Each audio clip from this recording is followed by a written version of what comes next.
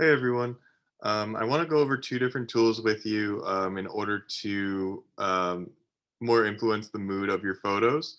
One of them is going to be a review.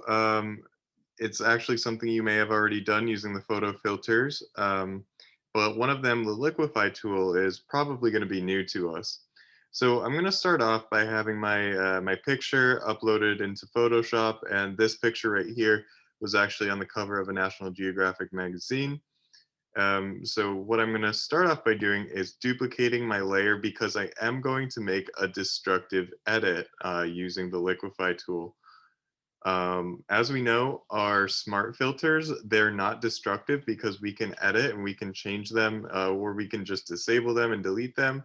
But our Liquify tool that I'll show you in just a moment is going to be destructive because you cannot return from that. So if I wanted to make this image look more angry, well, I could start off by applying a bit more red to this. Red's like a very angry color. So I'm going to go into photo filter,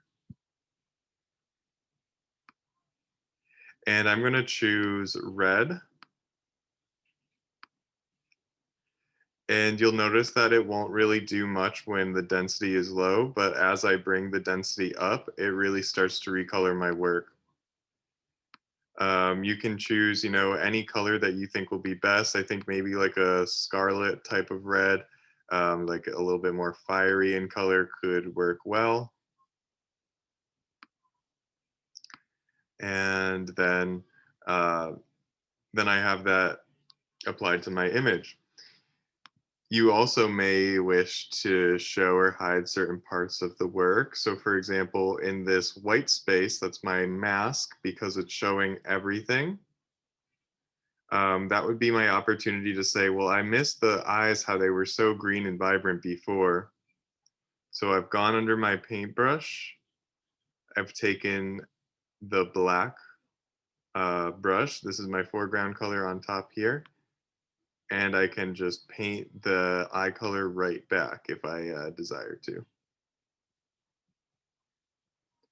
Now, when I also think of angry, I might think of like high contrast or like a dark background. So I'm going to go back into my settings over here, and I'm going to go to brightness and contrast. And I'm increasing my contrast, lowering my brightness.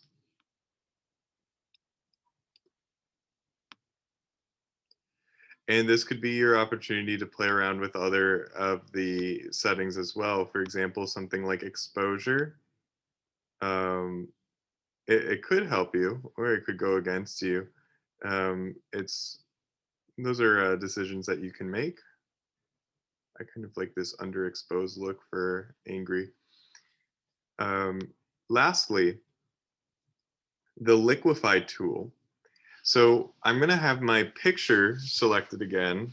So in my layers, we see that these are our three different effects that we have applied. When I go to my picture, I'm going to go to the top of my screen, filter, and then Liquify right here is going to allow you to change certain parts of your picture. Now, there are all of these settings that only appear during portraiture, so it'll allow you to change specific parts of the face if it recognizes a face, and this is new, I want to say, as of 2018 in Photoshop.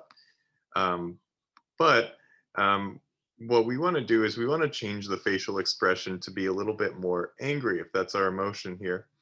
So when I think of angry as an emotion, I think of the brows are furrowed a little bit, maybe a little bit more of a frown. So I have by default the warp tool selected, although you could use any of the other ones, and I'll let you experiment with how those work. But using this tool here, I'm going to just gently start to angle the eyebrows down a bit more.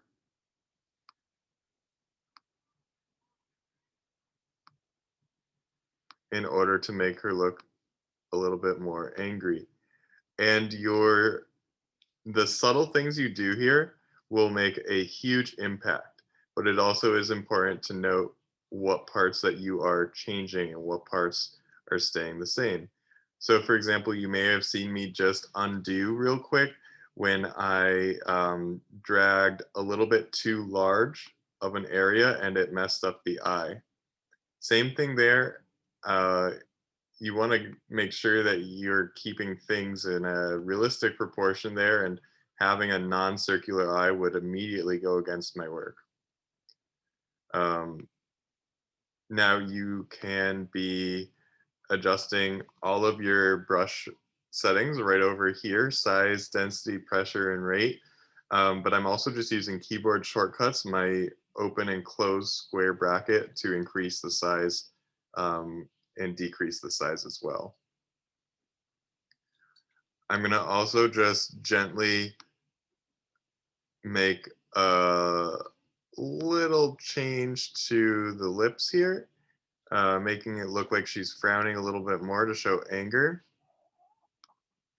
And I'm just making sure that things stay relatively normal-ish looking as I go.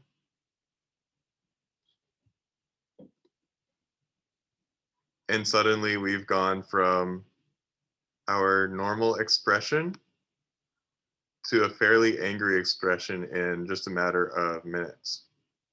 So again, you can do this for really anything. You could be using the various other tools, burn, dodge, to darken up certain spots as you'd like to.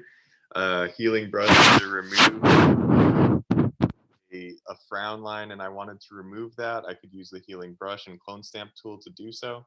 But this is all up to you how you best determine your emotion in the end. Best of luck to you all, and make sure that you're saving them not as a PSD but as a JPEG so that they will upload into our Adobe Spark.